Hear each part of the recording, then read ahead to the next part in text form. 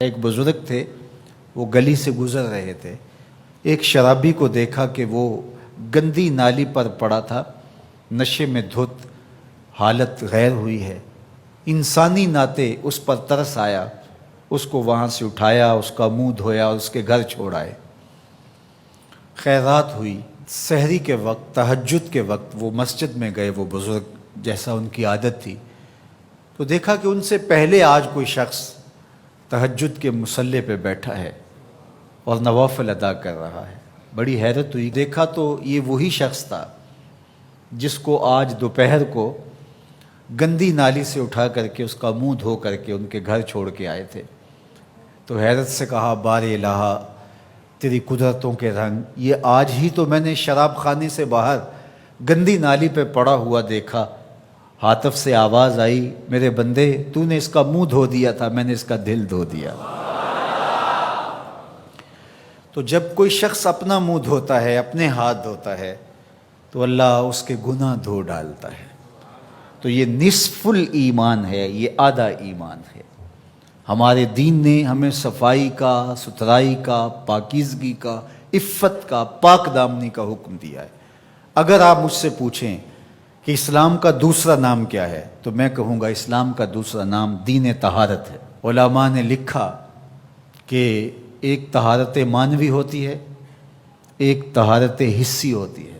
ہمارا دین متقاضی ہے اس بات کا کہ ہمارا دل شرک سے، کفر سے پاک ہو، ہمارا دماغ غرور سے، تکبر سے، اور ہمارا عمل ریا سے، ہمارا دل تصنع سے، بناوٹ سے، حقد، کینے اور بغض اور نفرتوں سے پاک ہو۔ مانوی نجاست سے ہم اپنے آپ کو پاک کریں۔ اسی طرح ہم ہر طرح کے حدث سے اپنے آپ کو پاک کریں، حد سے اصغر ہو یا حد سے اکبر ہو۔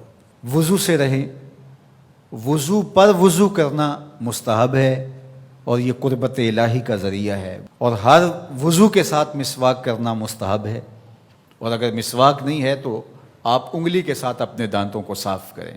غسل واجب ہو وہ تو کرنا ہی کرنا ہے، لیکن روزانہ کی بنیاد پہ صفائی حاصل کرنے کے لیے غسل کیا جائے، مستحب ہے۔ نماز کے لیے آپ کے لباس کا صاف ہونا بھی شرط ہے، آپ کے جسم کا پاک ہونا بھی شرط ہے، حد سے اکبر اور حد سے اصغر سے پاک ہونا بھی شرط ہے، اور جہاں کھڑے ہو کے نماز پڑھ رہے ہیں اس جگہ کا پاک ہونا بھی شرط ہے۔ مجھے بتائیے کوئی ایسا پاکیزہ دین آپ نے دیکھا ہے؟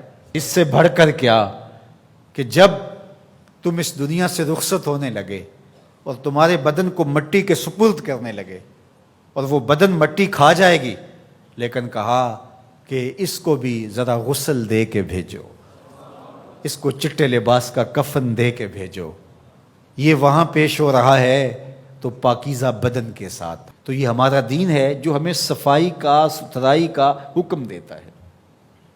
اپنے ماحول کو پاک رکھیں، ماحول کو ستھرا رکھیں۔ دنیا کے اوپر بسنے والی قومیں جب ترقی کی راہوں پہ گامزن ہوتی ہیں تو وہ ان چیزوں کا بہت خیال رکھتی ہیں۔ ہم جب ترقی کی راہوں پہ گامزن تھے تو اس وقت ہماری ستھرائی کی، ہماری پاکیزگی کی، ہماری عفت کی مثالیں دی جاتی تھیں۔ جب پیرس کی گلیوں میں کیچڑ تھا، بغداد عروس البلاد کہلاتا ہے۔ آج مسلم دنیا کے شہروں کی کہانی دیکھ لیجئے، کہا جاتا ہے فلاں ایشیا کا گندہ ترین شہر ہے، فلاں دنیا کا گندہ ترین شہر ہے۔ اپنے اطراف میں پھیلی ہوئی گندگیاں دیکھیے، گھر سے شاپر میں گندگی ڈال کر کے اپنے ہی گھر کے دروازے پہ پھینک کے ہم سمجھتے ہیں ہم نے گھر کی صفائی کر لی، وہی پھر پاؤں سے، گاڑی کے ٹائروں سے لگ کے پھر ہمارے اندر جا رہا ہوتا ہے۔ ہمارے دین نے تو ہمیں یہ کہا، اگر کوئی راستے میں گری پڑی چیز کو جو گزرنے والوں کے لیے رکاوٹ بنے، اس کو اٹھا کے ہم پھینک دیں تو یہ جنت کے راستے کی ضمانت بن جاتی ہے۔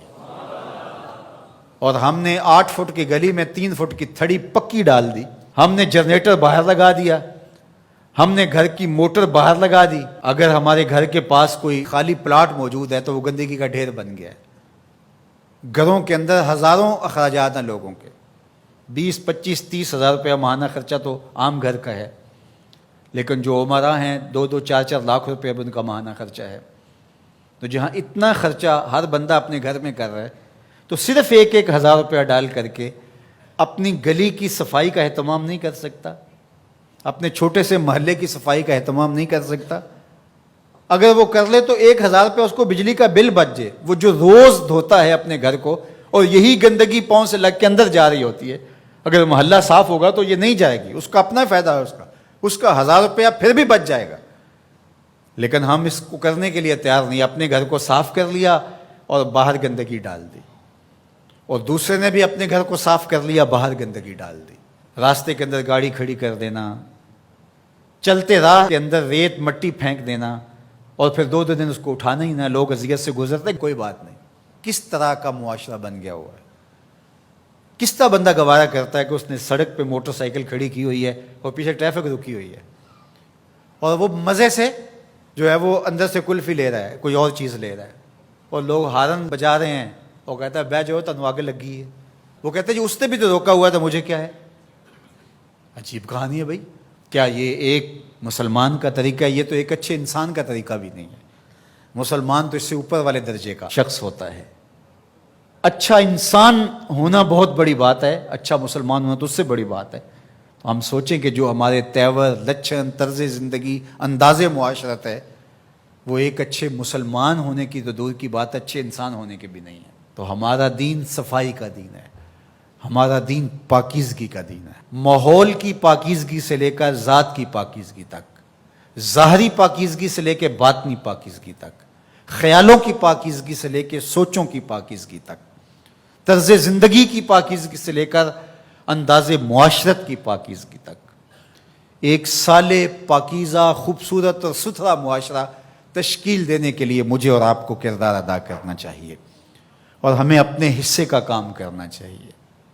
چیزوں میں ترتب ہو، خوبصورتی ہو، نظم ہو، اور کسی کے لیے قذر کا، تکلیف کا، نقصان کا، پریشانی کا سبب اور ذریعہ نہ بنے۔